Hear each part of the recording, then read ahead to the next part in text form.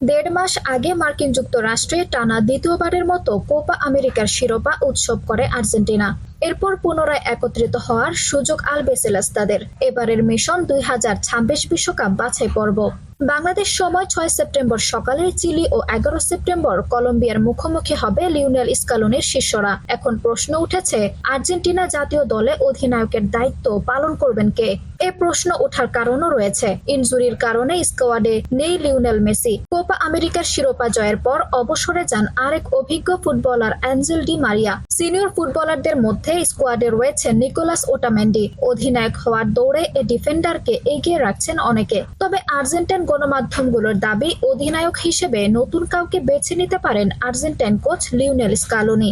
দেশটির গণমাধ্যমের মতে, অধিনায়ক হওয়ার দৌড়ে অনেকটা এগিয়ে রয়েছেন মিডফিল্ডার রদ্রিগো ডি পল।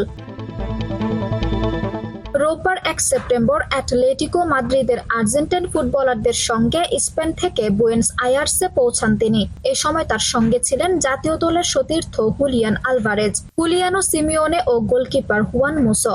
জাতীয় দলে ডাক না পাওয়া অ্যাঞ্জেল কেরেরাও ছিলেন এ বহরে। বিমানবন্দরে নেমে গণমাধ্যমের মুখোমুখি হয়ে অধিনায়কত্বের বিষয়ে কথা বলেন ডি পল। তিনি বলেন, তারা আমাকে যে ভূমিকা দেয় আমি তা পালন করি। অনেক বছর হয়ে গেল, আমি নিজেকে এই দলের একজন গুরুত্বপূর্ণ খেলোয়াড় হিসেবে মনে করি। আমরা জানি আর্মবান্ডটি লিওর এখন পরিস্থিতির কারণে অন্য কাউকে পড়তে হবে এটি। অ্যাটলেটিকো মাদ্রিদের ফুটবলারদের পর ইতালি থেকে আর্জেন্টিনায় পা রাখেন কোপা আমেরিকার ফাইনালের গোলদাতা লাউটারো মার্টিনেজ। সোমবার 2 সেপ্টেম্বর থেকে বিশ্বকাপ বাছাইয়ের প্রস্তুতি শুরু করবে আর্জেন্টিনা। কোপা আমেরিকার ফাইনালে পায়ের গোড়ালিতে গুরুতর আঘাত পান দলের নিয়মিত অধিনায়ক মেসি। ফলে জায়গা হয়নি জাতীয় দলের স্কোয়াডে। অবসর নিয়েছেন ডি মারিয়া।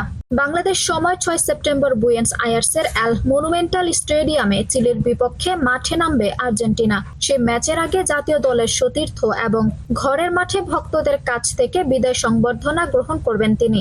দুজনের অনুপস্থিতিতে আর্জেন্টাইন স্কোয়াডে ডাক পেয়েছেন সৌদি আরবের $1 মিলিয়ন লোভনীয় প্রস্তাব প্রত্যাখ্যান করা পাওলো দিবালা। 2026 বিশ্বকাপ বাছাইয়ে লাতিন আমেরিকা অঞ্চলে পয়েন্ট টেবিলের শীর্ষে রয়েছে আর্জেন্টিনা। 6 ম্যাচে 5 জয় ও 1 হারে বর্তমান চ্যাম্পিয়নদের পয়েন্ট 16। আঞ্জুম হক আরবি, টাইম নিউজ ডেস্ক।